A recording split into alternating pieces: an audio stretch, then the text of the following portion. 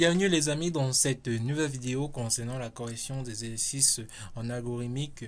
Vous retrouverez tous les exercices, tous les énoncés des exercices sur le site pandoracoda.com. Ceci étant dit, nous pouvons dès à présent débuter. Voici l'énoncé de l'exercice du jour. Écris un algorithme qui demande de saisir une lettre quelconque de l'alphabet.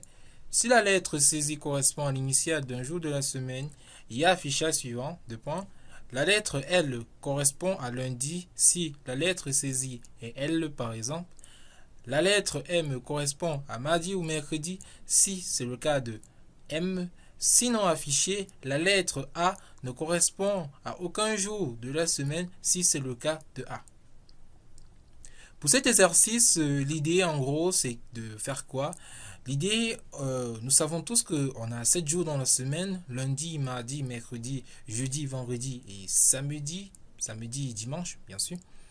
Alors l'idée c'est que pour chaque lettre pour une lettre quelconque de l'alphabet qui correspond à la première lettre d'un jour de la semaine, on affiche à l'utilisateur que bon, si tu as entré la lettre V, voilà, V correspond à vendredi, à la première lettre du jour de la semaine vendredi. De manière plus schématique, en gros, voici ça. Avant d'aller sur la partie où vous allez voir un peu les schémas, le schéma qu'on a présent sur vos yeux, on débute tout d'abord avec le nom de l'algorithme. Ici, le nom de l'algorithme, j'ai choisi de l'appeler jour de semaine. Voilà. Une autre personne pouvait appeler l'algorithme correspondance jour ou semaine. Voilà.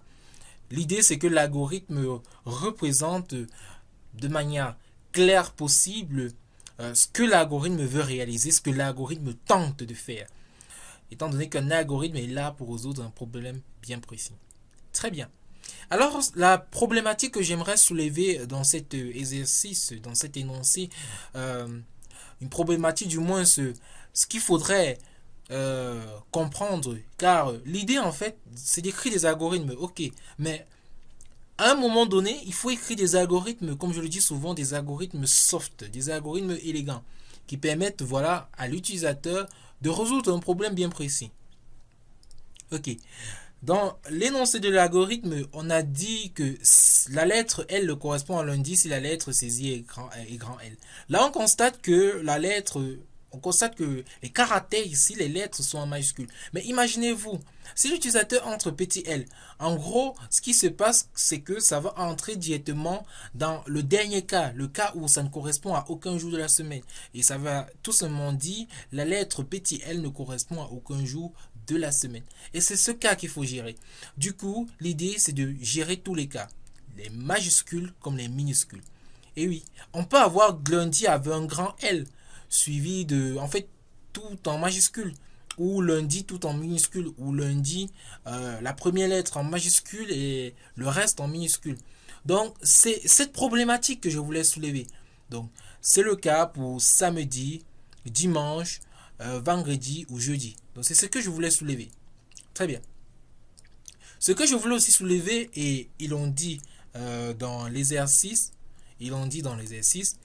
si la lettre M correspond à mardi ou mercredi, si c'est le cas de M. En gros, pour la lettre M, pour le caractère M, on a 2 jours de la semaine, mardi et mercredi. Alors c'est ce cas qu'il faudra aussi gérer de manière explicite. Ce que vous avez là sous vos yeux. On a aussi le cas il faudra aussi gérer le M majuscule et le M minuscule. Donc M majuscule, M minuscule, ça va correspondre à mardi ou mercredi, bien sûr. Mardi minuscule ou mercredi minuscule. Très bien. Mais quant à l'affichage, attention, il faudrait de manière, là je répète clairement, il faut respecter ce que l'algorithme a demandé. L'algorithme vous a demandé d'écrire, d'afficher une certaine phrase à l'écran. La lettre L correspond à lundi. Donc du coup, il faudra respecter la syntaxe comme l'algorithme l'a précisé. Donc, il ne faudrait pas s'éloigner du sujet et commencer à faire des fantaisies.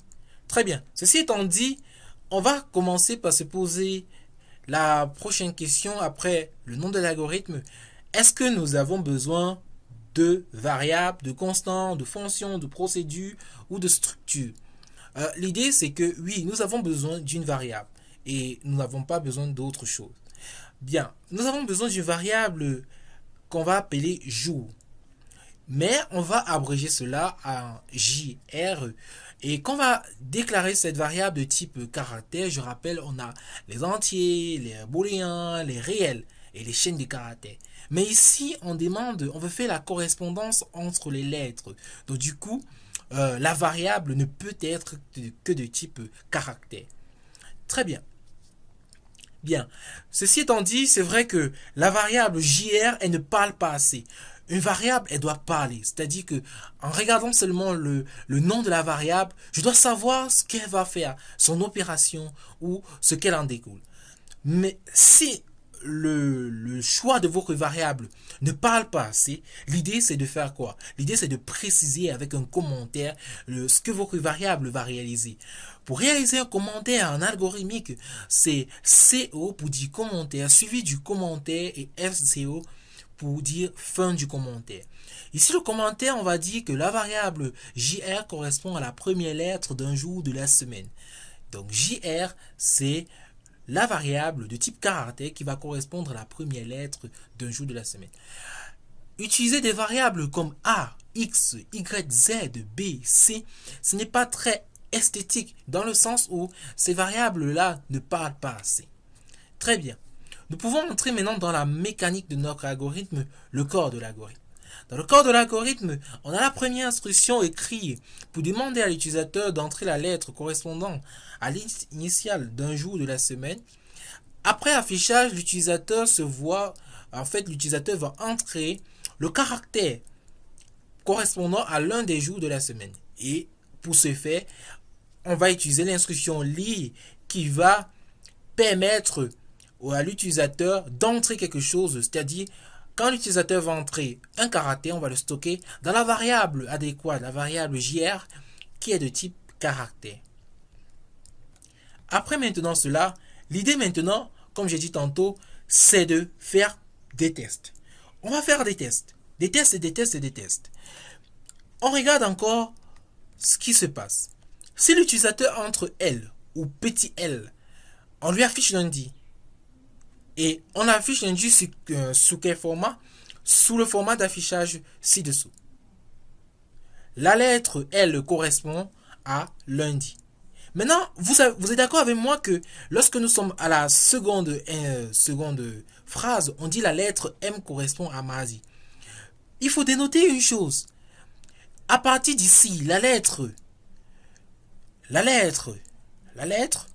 ceci change. Ici, ça change et ça change encore ici. Donc, du coup, il faudra faire un algorithme assez soft. Dans le sens où, si l'utilisateur entre L, ok, on va faire un test. S'il entre L, ça veut dire que dans le jour, j'ai L. J'ai le caractère L. En vrai, j'ai le caractère L. Alors, si j'ai le caractère L dans le jour, alors ce qui se passe, que d'écrire la lettre L en du, je vais l'écrire de manière dynamique, que de l'écrire en statique en gros. Je vais l'écrire de manière dynamique. Et ce qui se passe ici, je dis ceci, si jour correspond à grand L majuscule ou grand L, petit l minuscule, je rappelle que ça ne peut pas être le et. Un jour, un caractère, ça ne peut pas être lundi, grand L et petit l. Non, c'est soit grand L, soit petit l. Donc du coup, comme je disais tantôt, pour faire un affichage de manière dynamique, l'idée c'est de faire quoi? L'idée c'est d'afficher ceci. Voilà, on l'affiche ici. Il y a un petit bévue là, puisque la cote, elle est après la virgule. Je m'en excuse, c'est une type bévue. Donc du coup, il faudrait revoir cela. Donc la cote est après la virgule. Donc du coup, pour séparer une chaîne de caractères de la valeur d'une variable, on met la chaîne de caractères dans une cote. Là, on précise dans une cote. Après, on met une virgule pour préciser la valeur de la variable. Donc, du coup, comme je disais tantôt, pour créer un contenu dynamique, on va afficher la lettre E.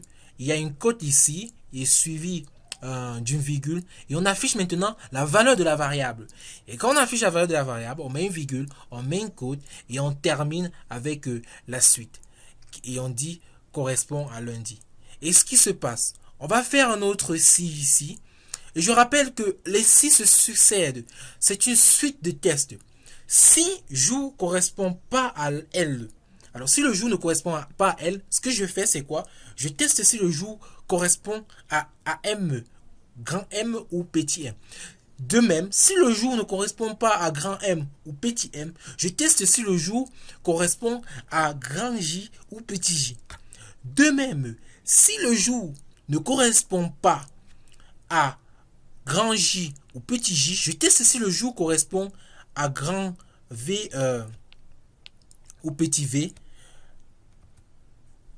Et après cela, désolé, là il y a une répétition, donc ceci c'est à omettre. Donc, et après, si le jour ne correspond pas à grand V ou petit v, je teste alors si le jour correspond à grand S ou petit s pour signifier samedi, ou si le jour correspond à grand D ou petit d pour signifier dimanche. Maintenant, on va analyser le code. Vous avez maintenant devant vous l'algorithme final. Eh bien, à partir de cet algorithme, on va voir beaucoup de choses et on va évoquer aussi beaucoup de choses. On va commencer par la première chose. On dit l'utilisateur entre la lettre correspondant à l'initiale d'un jour de la semaine. Ok. Il entre avec l'instruction lire jour. Si le jour correspond à L, à grand L, on affiche lundi. Si ça correspond à petit L, on affiche lundi. Bien. Ok. L'idée ici, comme je le redis encore, c'est que si l'utilisateur entre petit L, on lui affiche que la lettre petit L correspond à lundi. Pas un truc statique du style la lettre grand L correspond à lundi. Là, ça fait pas très esthétique en fait. Vous l'aurez constaté, au niveau de mes instructions écrites, il n'y a pas de point-virgule. Règle syntaxique de l'algorithmique. Lorsque il y a une instruction dans le si, je dis bien une seule instruction dans le si, et qu'après cela, il y a un sinon, on ne met pas de point-virgule. C'est pour ça que vous avez constaté qu'après ce sinon, j'ai là encore un autre si, et dans ce si, j'ai l'instruction écrite, il n'y a pas de point-virgule.